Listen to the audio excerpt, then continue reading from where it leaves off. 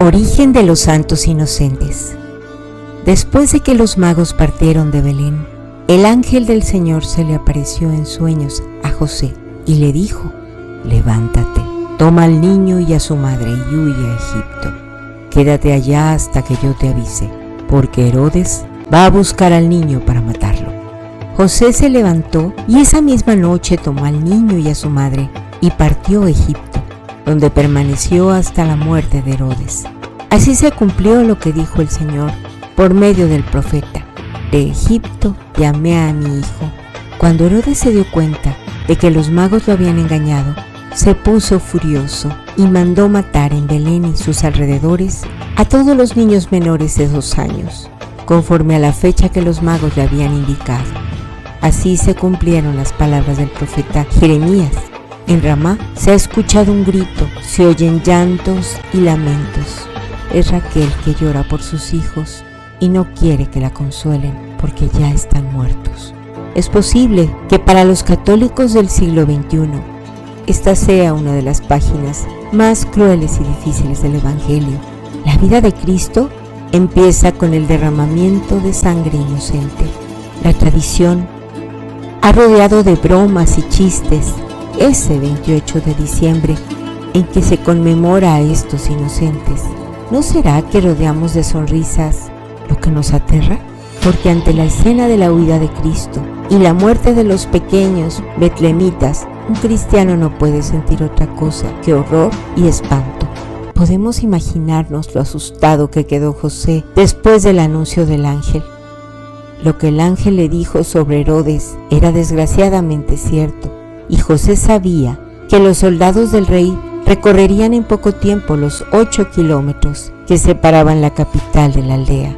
Despertó a María, se vistieron precipitadamente, aún medio dormidos, recogieron lo más imprescindible y se pusieron en camino, huyendo sin pararse a pensar, sin estudiar el camino que habrían de seguir, ni dónde podrían refugiarse.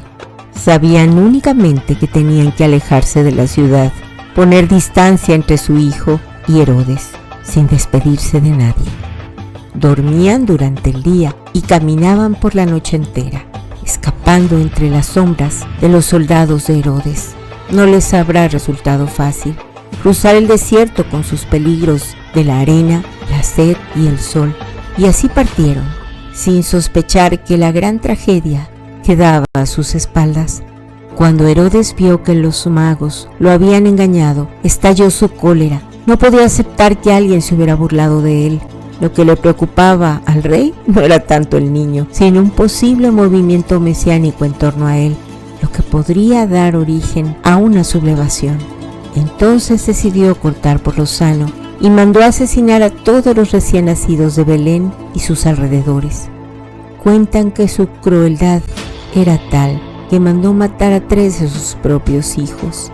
Antes de su muerte, Herodes decretó eliminar a los principales nobles de su reino, pero esto ya no pudo realizarse porque el tirano murió antes.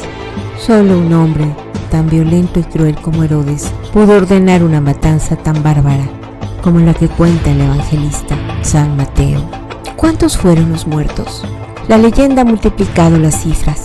Habla de centenares de miles.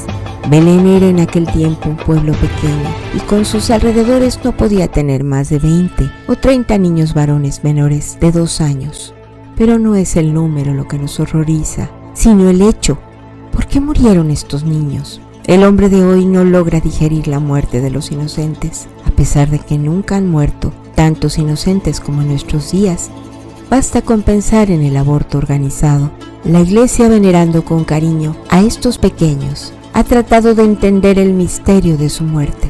Aún no hablaban y ya confesaron a Cristo, dieron testimonio de Él, no con sus palabras, sino con su sangre. Ellos fueron, sin saberlo, los primeros mártires. Más aún, ellos fueron salvadores del Salvador, porque no solo murieron por Cristo, sino que también murieron en lugar de Él. Fueron los primeros cristianos, los primeros santos de la Iglesia. Por eso tienen asegurados desde hace muchos siglos su lugar privilegiado en el calendario de los santos. Y por eso tenemos hoy la alegría de celebrar tu fiesta.